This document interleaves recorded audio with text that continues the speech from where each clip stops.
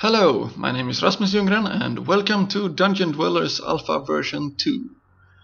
Now I have a demo of this game available for download at my Indiegogo site, so that anyone can try it out. I have added some new game mechanics, but will also show some of the old, for those of you that haven't seen it yet. So I will start selecting some walls and prepare the dungeon for what is about to come. This is not a standard Indiegogo fundraising video, where I stand and talk about how great this game is going to be. What you see now is the current state of the game, and I will keep developing it every day, and also be posting updates and videos of the game as frequent as possible. The reason for this is that I want the game to advertise itself. And as I am an unknown developer for the public, I really need to prove myself that I can finish this game within a year. The fundings will primarily go to my salary as a developer, just so that I will be able to work full-time on it. The reason I created a flexible funding campaign was because I will finish it even if I don't reach my goal, and every penny will help me in the process. I also really want to point out that this game will differ a lot in game mechanics from Dungeon Keeper and other clones like War of the Overworld. The basic Dungeon Keeper game mechanics will still be there. But I want to make this game much more challenging for the player, because it will not just be about digging out gold, but also coal, iron, dirt, stones and crystals and other various materials that one can find in a dungeon. And buildings like wells, farms, mills, blacksmiths, iron melters and many more will also produce items that will be needed in the production chain of the dungeon. The creatures will each and one have a strong personality and demand. Some will require beer and some will require gold or corpses. And the most egocentric ones will be requiring worshippers. So the player will really need to prioritize when building his dungeon, so that he doesn't neglect any creature type, because that can cost him dearly. You can see more of my gameplay ideas below. And I really recommend you reading about the Dark Mother and the production chains to get a view of what it is I am wanting to accomplish. My vision is for the player to be able to talk to other people about Dungeon Dwellers, and to say something like, "Hey, you could never have guessed what happened to me in Dungeon Dwellers yesterday when I was playing it.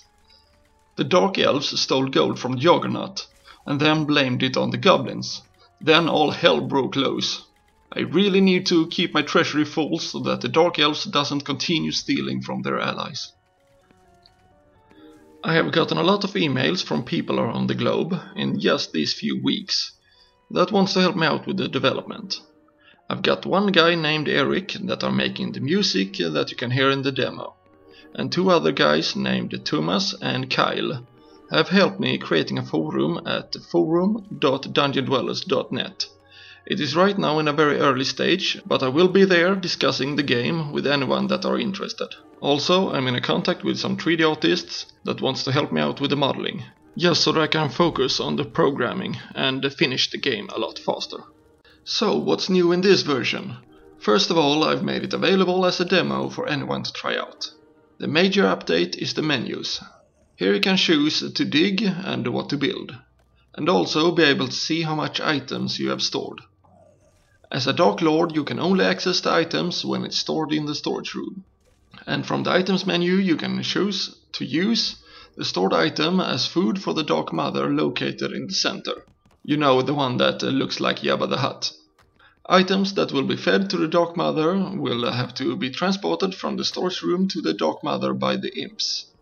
Then the imps will throw the items up to the Dark Mother so that she can eat them. Also, the Dark Mother have an evil sense of humor.